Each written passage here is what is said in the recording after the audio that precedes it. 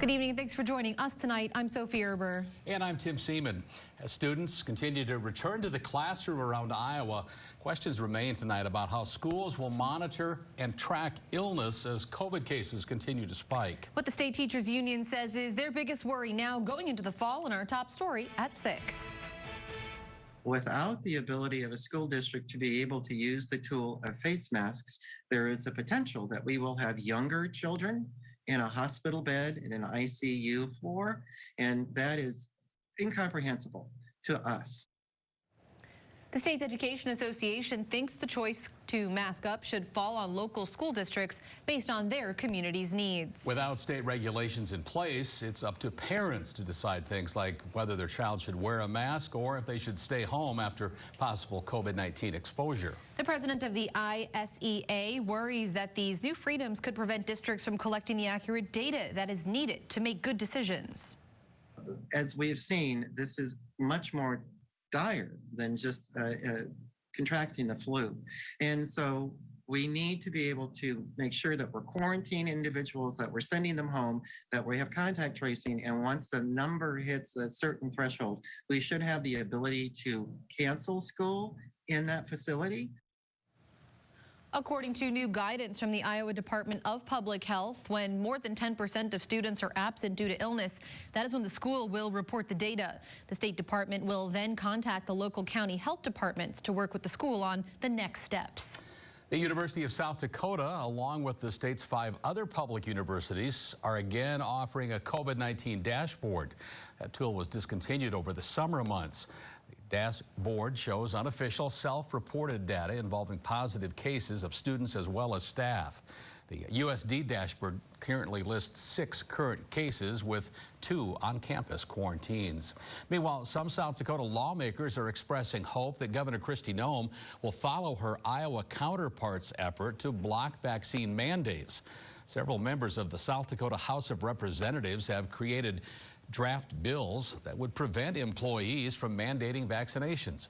Governor Noem would need to call a special session in order for lawmakers to approve those bills. So far, she says she has not seen widespread support for that session.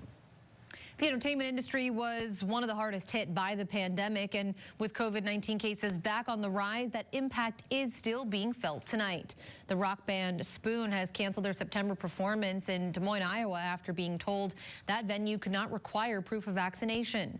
In May, Governor Kim Reynolds signed a bill into law that punishes businesses that mandate vaccine passports by denying them state grants. Venues are also not allowed to mandate masks, leaving the future of concerts in the state of Iowa uncertain as more performers take enhanced safety measures at their concerts. As Nebraska Governor Pete Ricketts continues to oppose mask mandates, the state's second largest county will reinstitute its own local mandate beginning at 12:01 Thursday morning. In Lancaster County, that's home to the University of Nebraska, masks will be required for those 2 and older regardless of vaccination status. The mandate applies to indoor areas where social distancing is not possible. Until September 30th, that will stay in place when it will then be reevaluated. Meanwhile, Governor Kristi Noem is continuing the legal battle over fireworks at Mount Rushmore. Today, the governor's office announced attorneys have filed an initial brief. South Dakota filed lawsuit earlier this year after the National Park Service denied a permit for 4th of July fireworks at that monument. Noem sued in hopes of still having the fireworks, but the judge upheld the decision to not issue the permit. The state is now fighting to get that overturned. If you'd like to view the full brief, you could head on over to our website right now at SiouxlandProud.com or click that story on the KCAU 9 mobile news app. Tim? Folks, staying hydrated yet another important task today. You can see behind Victor and I the red map, lots of red numbers, which means temperatures above the average, right? And today, another one of those days. We are going to see it above average today. I haven't put the temperature for the high today, but I did shade it red because there's no question that we saw warm weather today, especially with those humidity values that push those temperatures to make it feel even warmer out there. You can see that for the month of August, we have seen 17 days above average with only 6 days with temperatures below average and 1 day just at normal. normal. We are going to see a few more cool days, but for the month of August, I think we're honestly only going to see warm days ahead of us. High temperatures today were in the 80s and 90s. That felt even warmer once you factor in humidity values that were pushed all the way up into the 70s for dew points. So humidity values had heat advisories issued further south of Omaha, none extending into the Siouxland area. But overall, it does look like we saw very warm weather out there. Tomorrow, hopefully we'll see a little bit cooler, but doesn't look like we're going to get a relief anytime soon, Tim. It's one of those days where people were moving a little quicker between their cars and buildings, whatnot, to get back into the AC. Probably be nice to have like an AC starter. Indeed. Indeed. Thanks, Victor. Sophie? Thanks, Tim. Well, Iowa legislators will soon begin discussions on their once-a-decade job to draw new legislative district maps. Many of Iowa's largest cities saw growth, especially in Des Moines suburbs, with Ankeny increasing by 22,000 people over the last 10 years. State Representative of District 13, Chris Hall, hopes this process can be done in a timely manner with continued bipartisan support. I think there's been some trust built up in conversations amongst leaders, and I'm hopeful that my Republican friends will maintain the process that Iowa's been very proud to have. The first maps are set to be released by the Nonpartisan Legislative Services Agency on September 16th. Then 3 virtual public hearings will take place on September 20th through the 22nd before those maps can be officially approved. One Sioux City school dismissed early today because of the hot conditions. Hunt Elementary released students 2 hours early. Hunt is the only school building in Sioux City in the community school district without air conditioning. But work continues to change that. As you can see, a brand new Hunt Elementary building is expected to be complete in May of 2022. Along with air conditioning, that building will feature several updates not found in other buildings. It's going to serve quite a few students, and it's going to, like I said, bring that old with the new and have the modern technologies of HVAC systems in that kind of classical feel of a building. That new building will be equipped with geothermal heating and cooling.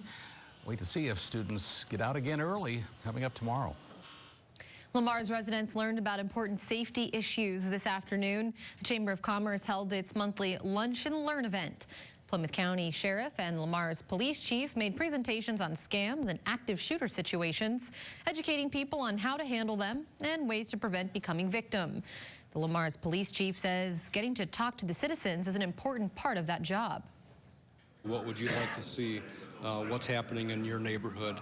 And I think that makes our job easier once we understand what's going on in the neighborhoods, what are the concerns of the citizens, then we can better serve them if we have an understanding of what's important to them. Next month's Lunch and Learn topic is focusing on business cybersecurity.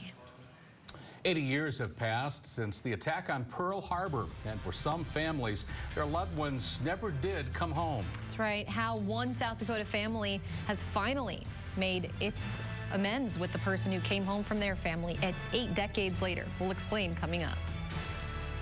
And I'll be letting you know about a cooler Wednesday ahead of us. Warm weather persisting in the area, though, and a few more rain chances coming up with the full forecast. You're watching KCAU 9 News with Tim Seaman, Sophie Erber, Chief Meteorologist Scott Larson, and Sports Director Jake Jones. This is KCAU 9 News at 6. Sticky afternoon for sure. It really feels like rain is somewhere in the environment, and boy, could we use it. There is some rain out there. Sadly, we're still not getting of it. It's looking like a repeat of what we saw yesterday with all the storms basically falling apart as they move over into the area. Because as you can see, this is the shot that I used yesterday looking out at Wayne, Nebraska. You can see Wayne seeing a little bit of rain coverage out there. This view brought to you by the Wayne State College Cam. And you can see that rain and a little bit of cloud coverage with sunnier skies behind it. Temperatures here in Sioux City have begun to cool down from our high in the low 90s. Now at 88 degrees with a south wind at 9 miles per hour. Humidity at 57%. Temperatures in the Siouxland area varying between the 70s and all the way up into the mid-90s still. 89 degrees here in Sioux City, 81 over in Wayne and Norfolk, 92 still reported in Yankton. They haven't seen any of those clouds or storms just yet. And then over in the north, Lamar's at 87 and 82 in Orange City. Cooler over in the northeast as they did see a little bit more storm coverage earlier in the afternoon. Spencer at 79 degrees, Storm Lake just ticked down to 81, and Southwest Tacoma reporting at 88, while Omaha still at a warm 96 degrees, which is only going to feel warmer once you factor in these degrees. Humidity values that are above 50%. It's 70 degrees on Saturday, but Saturday does have a little bit of better news with it because we see a cold front moving from Saturday into Sunday with that overnight rain and storm chance that pushes those temperatures from Sunday into 83, which is matched by Monday as well, before we see a slight warm up again to push next week's midweek temperatures back up into the upper 80s. So a brief respite and some cooler weather, but first we got to get through yet another warm week ahead of us, and hopefully a warm weekend that maybe shows a little bit of sunshine to enjoy out there. Temperature is not even really falling off at night, so summer weather lovers, enjoy the next stretch of weather here. Excuse me, it does look that way, and maybe we can see some fall weather in September, hopefully.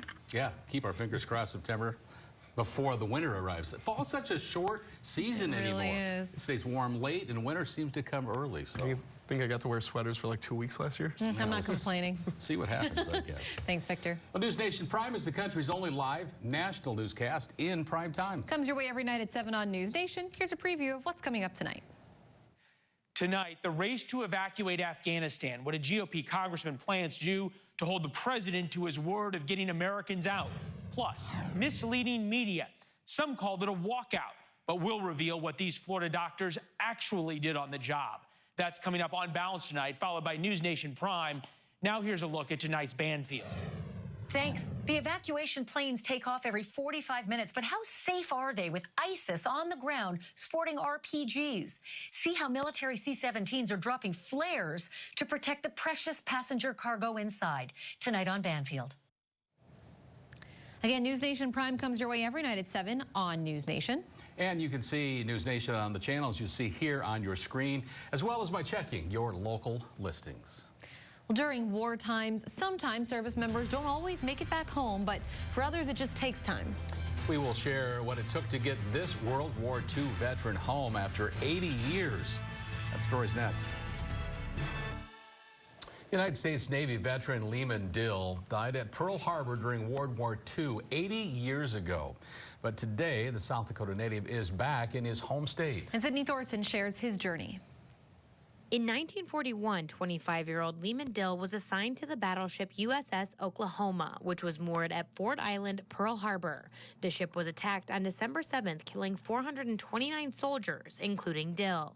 Recently, in the last 5-6 years, they were able to identify a lot of these remains and get them to their final resting spot. Through DNA testing, Lehman Dill's remains were identified in January of 2021, and today he was brought home. We wish our father could have seen it, been present for it. It's just been an incredible journey that we never thought we would see. Dill's niece, Marilyn Axe from Wyoming, and Dill's nephew, David Dill from Nebraska, were thankful to attend today's ceremony at the Black Hills National Cemetery. Lehman was born in Bancroft, South Dakota, and lived in Huron, but he enlisted in the Navy, like I said, just down here in Deadwood. At age 22, was training as an electrician, and now he's back home here in South Dakota, so that's pretty cool. This was a monumental day for Dill's family and an unforgettable experience for the Black Hills National Cemetery and Funeral Home. Ma'am, this is probably a once-in-a-lifetime opportunity for me as a funeral director to serve a family under these circumstances. So I consider it an honor. We're just happy that he's finally home. In Sturgis, Sydney Thorson. Well, KCAU 9 News is proud to tell the stories of the men and women who served our country. So make sure to catch this week's edition of Veterans Voices that comes your way tonight at 10. Time to talk a little sports right now, though, and who knows what's happening with college athletics these days. What a mess. It's a weird world we live in right now, and it all started with Oklahoma and Texas transferring. So it's all their fault. That's the right. Big Ten joining the ACC and Pac-12 in an alliance today, but what does that mean? I'll explain after the break. Plus, our two-a-days head to North Sioux, the Dakota Valley Panthers. Hear from DV coming up next in sports. Hopefully, it's a little easier than it might have been before the alliance.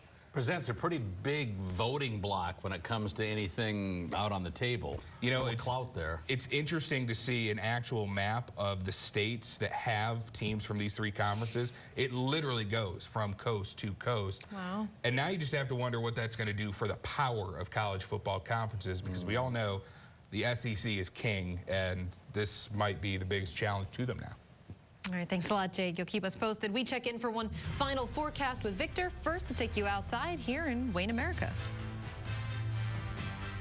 A cooler evening, dropping down into the 60s before we see more warm temperatures back up into the 80s, sadly. I could use for some cool weather. I don't know about you guys. It'll be here eventually, that's for sure. That's right. I'm not rushing fall. Thanks for joining us. We hope you'll join us all here again at 10. Until then, have a great night, everyone. Good night for now.